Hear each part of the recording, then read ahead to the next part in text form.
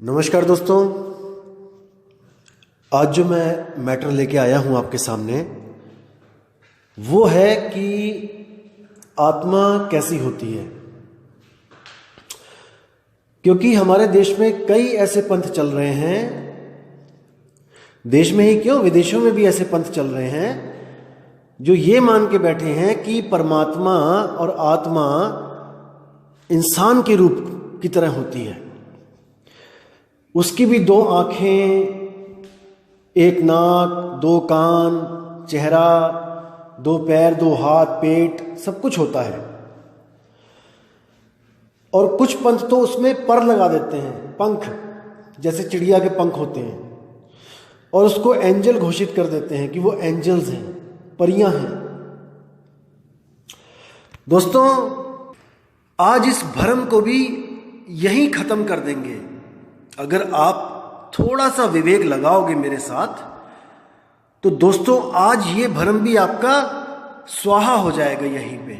और आज के बाद आप कभी नहीं बोलोगे कि आपकी आत्मा एक आदमी के शरीर की या एक औरत के शरीर की है, जिसको हंस हंसिनी भी बोल देते हैं कबीरपंथियों में भी। तो दोस्तों, विवेक की तलवारें तिखी कर लो, धार लगा लो अच्छी तरह, और जो मैं बता रहा हूं उसको सुनकर अपना विवेक लगाकर असत्य को काटते चले जाओ। एक भी ऐसा जाल ना बचे आज जो आपको कभी भी भ्रमित कर पाए। कोई ऐसा गुरु ना बचे जो आपको भ्रमित कर डाले आपको आत्मा और परमात्मा के नाम पे। तो दोस्तों, बात शुरू करेंगे इस दुनिया के सबसे बड़े धर्म से। इस पूरी दुनिया में सबसे बड़ा जो धर्म है उसकी बात करेंगे। उसके अनुसार क्या बोला गया कि परमात्मा ने 6 दिन में सृष्टि पैदा करी। 6 दिन लग गए सृष्टि पैदा करने में, और 7वें दिन वो तख्त पे जा विराजा। सबसे बड़ा धर्म जो है यहाँ का, इस दुनिया का, उसकी ये मान्यता है। यानी कि उसने भी अपने परमात्मा को इतना कमजोर घोषित कर दिया कि ये छोटी सी दुनिया जो परमात्मा के आगे कुछ भी नहीं है, उसको वो एक पल में बना सकता है। पल से भी 1000वां करोड़वां हिस्सा उतने में बना सकता है, लेकिन उसको 6 दिन लग गए इस दुनिया को बनाने में।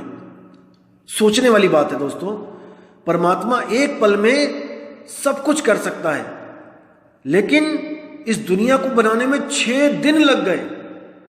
और दोस्तों, उसी ग्रंथ के हिसाब से इंसानों ने भी क्या किया, उस देश के जहां पर ये पंथ चल रहे हैं, धर्म चल रहे हैं, उन्होंने भी ये घोषित कर दिया कि जब परमात्मा 6 दिन काम करके 7वें दिन आराम करता है तो हम क्यों नहीं कर सकते, हम क्यों ना करें, हम तो इंसान हैं। इसलिए उन्होंने 6 दिन काम करके 7वें दिन को संडे घोषित कर दिया, आराम का दिन। 6 दिन काम किया, Monday, Tuesday, Wednesday, Thursday, Friday, Saturday, और वो भी 7वें दिन संडे को अपने तख्त पे जा विराजे, अपने बिस्तरों पे मजे से सोए, पूरा दिन को डिस्टर्ब ना करे। क्योंकि जब परमात्मा को रेस्ट करने की जरूरत पड़ गई तो हम तो इंसान हैं। और दोस्तों, जहां पर भी इस धर्म ने अपने पैर पसारे, वहां पर 6 दिन के बाद एक छुट्टी घोषित करी सरकारी, कि उस दिन कोई भी किसी को काम करने को नहीं बोलेगा। वरना उस धर्म से पहले हर आदमी रोज काम करता था, चाहे वो कोई नौकरी करता था, चाहे वो कोई बिजनेस करता था, लेकिन वो रोज काम करता था, छुट्टी कुछ नहीं होती थी। लेकिन इस धर्म ने जब पांव पसारे तो हर जगह एक ऑफिशियल छुट्टी दी गई। अब वही धर्म क्या कहता है कि आदम और हव्वा परमात्मा के पास रहते थे मनुष्य रूप में, और उन्होंने एक ऐसा फल खा लिया जिसको खाने के बाद उनको इस दुनिया में आना पड़ा। दोस्तों, सबसे बड़ी गलती तो परमात्मा की हुई, जिसने ऐसा पेड़ अपने स्वर्ग में स्थापित किया। बिना परमात्मा के हुक्म के वो पेड़ आया कैसे? 6 दिन की सृष्टि में जब सब कुछ परमात्मा ने बनाया तो उस पेड़ को बनाने की क्या जरूरत थी, जिसको खाने के बाद इतना बड़ा बदलाव आ जाएगा कि उसके परमात्मा के सारे जीव दुखी हो जाएंगे इस दुनिया में आकर, और उसको फिर अपने ही जीवों को बुलाने के लिए वापस खुद आना पड़ेगा या अपने पुत्र को भेजना पड़ेगा।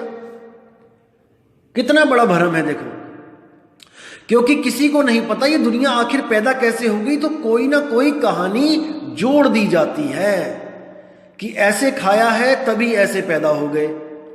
क्योंकि दुनिया पूछेगी ना कि ये दुनिया कैसे पैदा हो गई है। दुनिया का तो सवाल है कि अगर परमात्मा ने ये दुनिया बनाई है और परमात्मा ही वापस इस दुनिया से निकालने के लिए आता है, तो भाई बनाई क्यों है। इसलिए यहां पर परमात्मा को बेकसूर साबित करने के लिए और अपनी गलती घोषित करने के लिए, इंसान की गलती घोषित करने के लिए ये कहानियां गढ़ दी जाती हैं, मढ़ दी जाती हैं आप लोग के ऊपर। और इन्हीं कहानियों को सत्य मानकर आप अपना विवेक साइड में रख देते हो और इन्हीं कहानियों पे यकीन करके अपना जीवन बर्बाद कर लेते हो। और दोस्तों, ये सब धर्म जितने भी हैं ये सब यही मानते हैं कि आत्मा, जो जीव आत्मा होती है, वो इंसानों की तरह ही होती है, और वो स्वर्गों में जब होती है तो एक परियों की तरह होती हैं, उनके पंख लगाते हैं और वो बहुत ही प्रकाशित देह होती हैं, लाखों करोड़ों सूरज चमक रहे होते हैं उनके शरीरों में। ऐसा ही ये लोग मानते हैं। दोस्तों, विवेक लगाने की कोशिश करना थोड़ा। हमारे भारत में भी ऐसे कई पंथ चल रहे हैं जो ये मानते हैं कि परमात्मा साकार है, हम भी साकार हैं और परमात्मा भी साकार है। ऐसे पंथों को तत्वदर्शी संत चलाते हैं, ऐसे पंथों को जो ये कहते हैं कि आप भी एक इंसान की तरह हो और परमात्मा भी एक इंसान की तरह है, आप दोनों में समानता है कि आप दोनों आदमी की तरह दिखते हो। अब दोस्तों, उनकी बुद्धि का लेवल आप देखना, चेक करना कि कितनी बुद्धि है उनमें। ये तो उन्होंने वो बात कर दी, समझना इस बात को, मैं आपको समझाता हूं अच्छी तरह।